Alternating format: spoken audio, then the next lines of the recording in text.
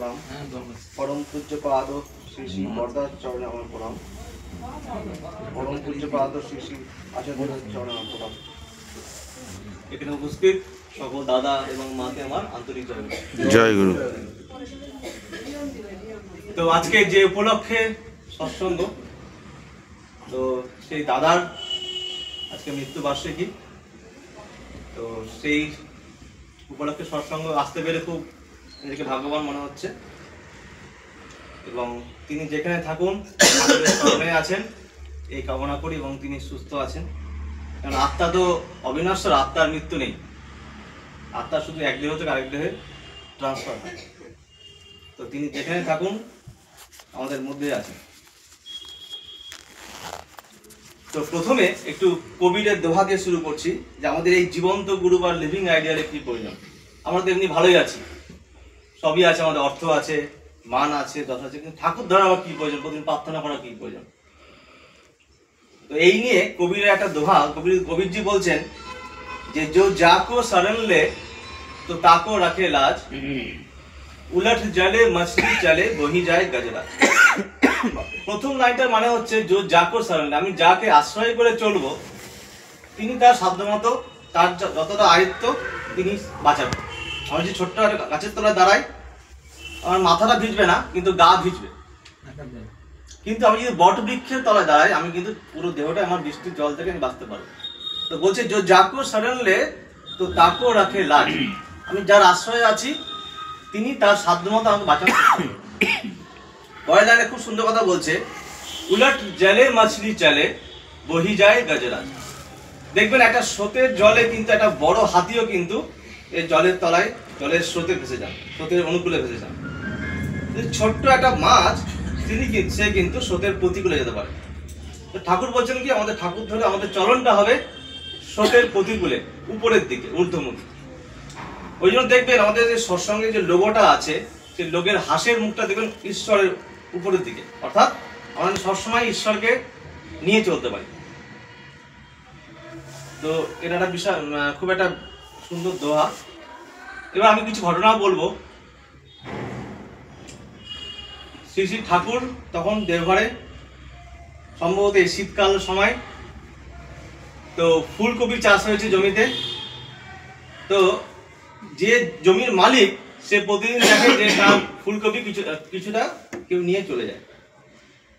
তো বলছে কে নিয়ে যায়, আজকে ধরতে হবে। তো একদিন সেই জমির মালিক সেই চোরকে ধরেছে, ধরে একদম নিয়ে চলে গেছে দেওঘর ঠাকুর বাড়িতে।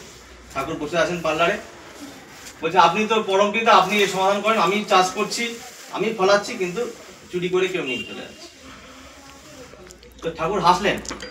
ঠাকুর এসে বলছেন যে মাঝে মাঝে ওনাকে, মানে অর্থাৎ যে ফুলকপি নিয়েছে তাকে মাঝে মাঝে একটা দুটো ফুলকপি দিল। তখন তো ফুলকপির দাম খুব সস্তা ছিল, 5 পয়সা। তো যে জমি মালিক বলছে এটা কেমন বিচার হলো, আমি জমি চাষ করছি, ঠাকুর শাস্তি দিলেন না। ঠাকুর বললেন যে যে চুরি করলো তাকে মাঝে মাঝে ফুলকপি একটা দুটো দিয়ে দিল। কিছুদিন চলে গেছে, 1 মাস 2 মাস চলে গেছে।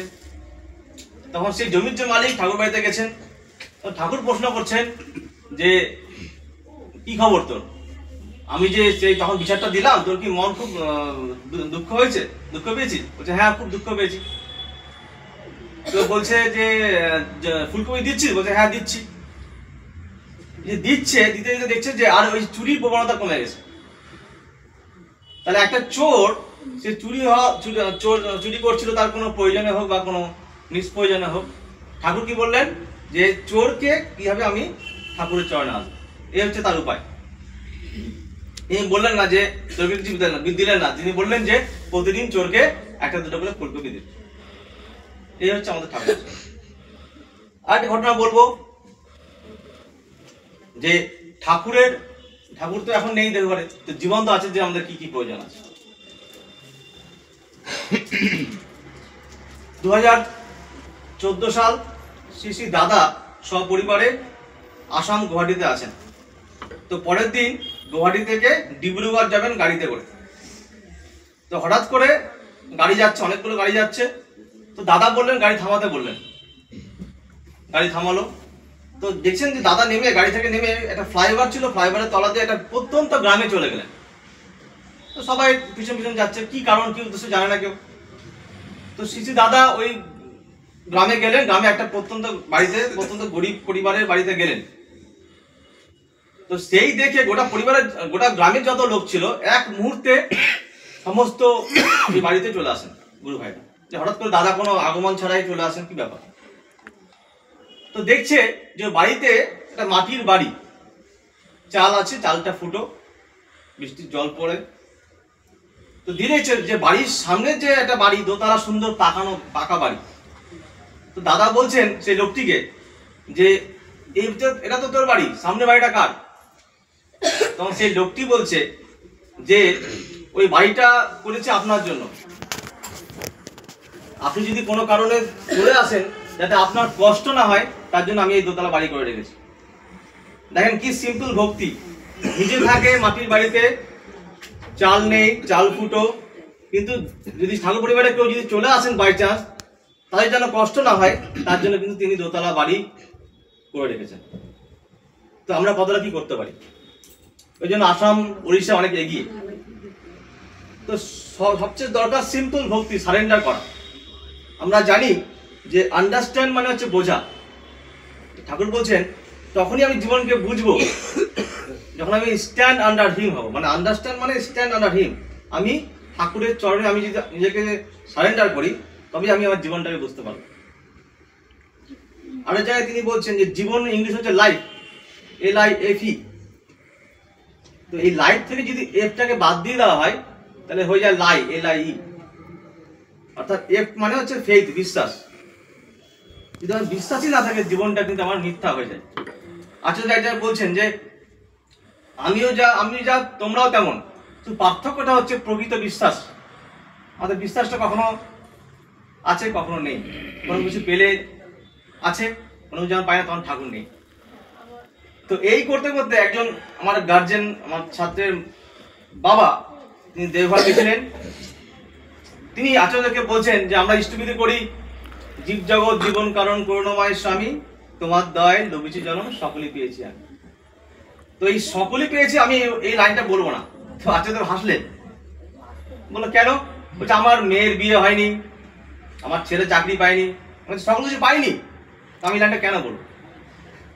এখন আচার্যদেব বলছেন যে তাকে পাওয়া মানেই সবকিছু পাওয়া, এই বিশ্বাস রাখতে হয়। আফটার 1 ইয়ার সেই মেয়ের বিয়ে হয় ভালো একটা পরিবারে, এবং সেই ছেলে একদম গভর্নমেন্ট চাকরি পায়, সরকারি চাকরি পায়। তো বিশ্বাসটা আমাদের পাওয়া করতে হয় প্রথমে, আমি কাকে পেয়েছি। আমার কথা বলি, আমি যখন চাকরি পেলাম, আমি তখন দেওঘরে গেলাম, আচ্ছা তোকে নিবেদন করাতে বলছে যে ও বাড়ির সামনে তো হলো। তা তিনি জানলেন কিভাবে যে আমি কোথায় বাড়ি, আমার চাকরি কোথায় হলো। তার মানে তিনি আমার পাস্ট, প্রেজেন্ট, ফিউচার সব জানতে পারেন।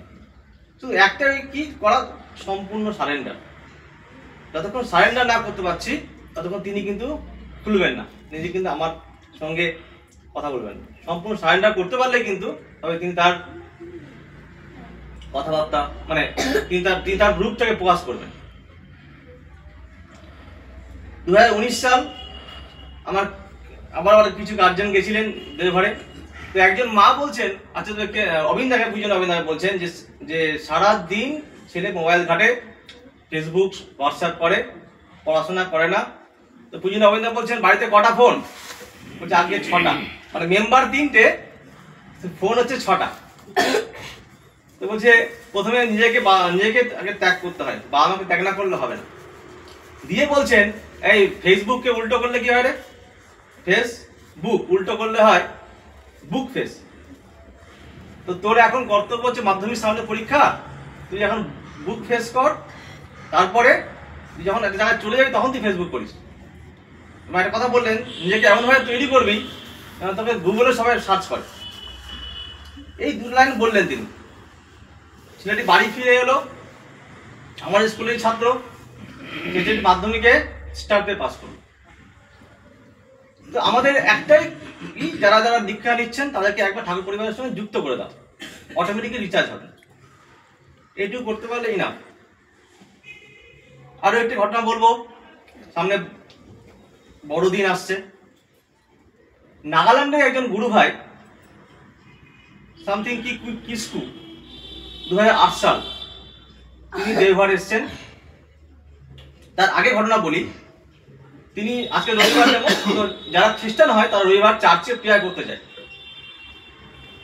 তো সেই লোকটি বলছে, তো চার্চে গিয়ে যীশু খ্রিস্টকে বলছেন যে তোমাকে তো আমি জন্মে দেখতে পেলাম না, তুমি কোথায় আমাকে দেখা দাও, তুমি যদি আজকে দেখা না দাও তাহলে আজকে আমি আত্মহত্যা করবো। মানে তার ভাবটা এরকম হয়েছে। সে লোকটি বাড়িতে ফিরে এসছে, বাড়িতে ফিরে এসে স্বপ্নে দেখছে যে জেসাস বলছে যে আমি পৃথিবীতে আছি, দেওঘরে আছি এবং এই রূপে আছি।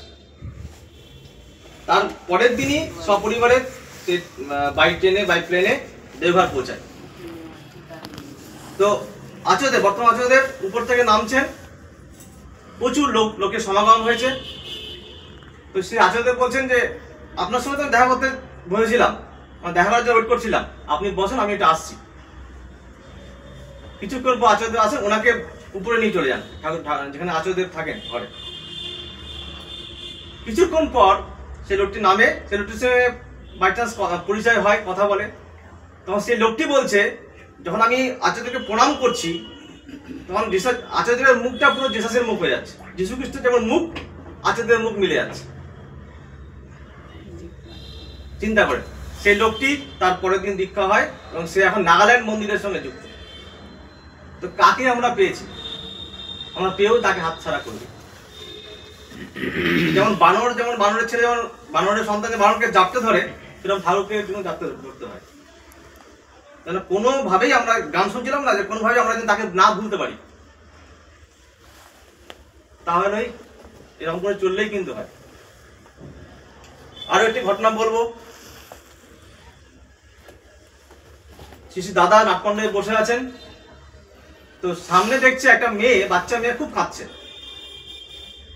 দাদা দেখলেন ব্যাপারটা, দেখলেন যে কাঁদছে। কিছুক্ষণ পর দেখলেন যে বাচ্চাটি থেমে গেল। তখন দাদা বলছেন ওই মাটিকে ডাকতো। মাটি কাছে এলো, বলছে কিভাবে সামালি বাচ্চাটাকে? বলছে যে বাচ্চাটা পড়ে গেছিল মাটিতে দুবার চড় মারলাম, বাচ্চাটি থেমে গেল। তখন দাদা বলছেন যা করেছো এরকম ঘটনা কোনো করবে না। তুমি কি শিখালে? যেখান থেকে আঘাত পাওয়া যায় সেখানে আবার আঘাত করতে হয়, তুমি এটা ট্রেনিং দিয়ে দিলে, কখনো এরকম করবে না।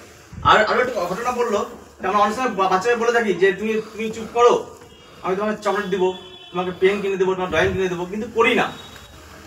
তো বাচ্চাকে যখন যা বলি, যদি সেটা না করি, কিন্তু পরবর্তীতে বলবে যে সে লোকটি বলবে বা বাচ্চাটি বলবে যে বাবা মা এমনি বলছে। তো বাবা মা ছেলেকে যা বলে সেটা কিন্তু যেন পালন করে। আরো একটি ঘটনা, দাদা একবার গুয়াহাটি মন্দিরে আছেন। পরের দিন ঘটনাটা শুনতে পাই, তিনি কিছু জনকে নিয়ে সেই গুয়াহাটি মন্দির থেকে একটা প্রত্যন্ত গ্রামে যান, খুব অন্ধকার অঞ্চলে। তো দাদা সে গাড়ি থেকে নামেন, তো সে দরজায় নক করেন, একটা লোকের দরজায় নক করেন রাত 2টোর সময়। তো একজন বয়স্ক মা বেরিয়ে আসেন সেই বাড়ি থেকে। সে বয়স্ক মাটিকে দাদা বলছেন যে আমাকে একটা পান খাওয়াতে পারবে? তো এই রাত্রিবেলায় যে পান খাওয়ার ঘটনাটা সেই বয়স্ক মহিলা বুঝতে পারেনি, বয়স্ক মাটি বুঝতে পারেনি। পরের দিন দাদা বলছেন যে ওই মাটির ইচ্ছা ছিল যে আমি যেদিন মারা যাব, আমার সেই আগের দিন যেন আমার ভগবানকে আমি একটা পান আর 1 ঘটি জল খাওয়াতে পারি। তাহলে সেই ইচ্ছাটা দাদা কিভাবে পালন করবে? তো কাকে আমরা পেয়েছি? তো আরো অনেক ঘটনা আছে।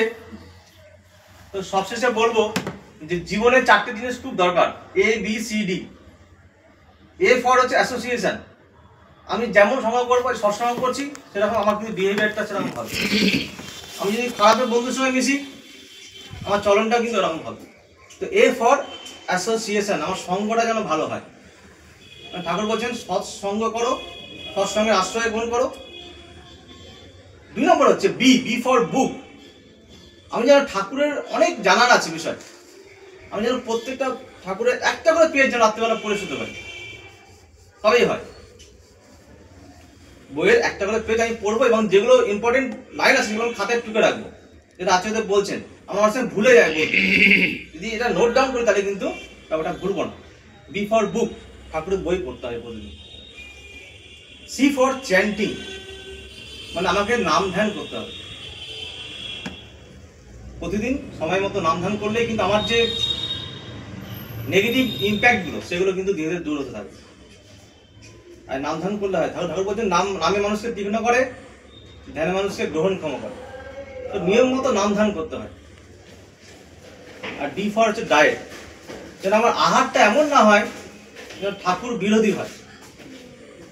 কোনো প্রশ্ন না, ঠাকুর যা ভালোবাসেন সেটা আমাকে গ্রহণ করতে হবে, কোনো প্রশ্ন ছাড়াই। এই 4টে জিনিস করলেই কিন্তু একটা মানুষ কিন্তু মহান মানুষ হয়ে যাবে। তো আরো অনেকে বলবেন, সবার পরিবারের প্রত্যেকের মঙ্গল কামনা করছি। সবাই ভালো থাকবেন, এই বলে আমি বক্তব্য শেষ করছি। জয় গুরু।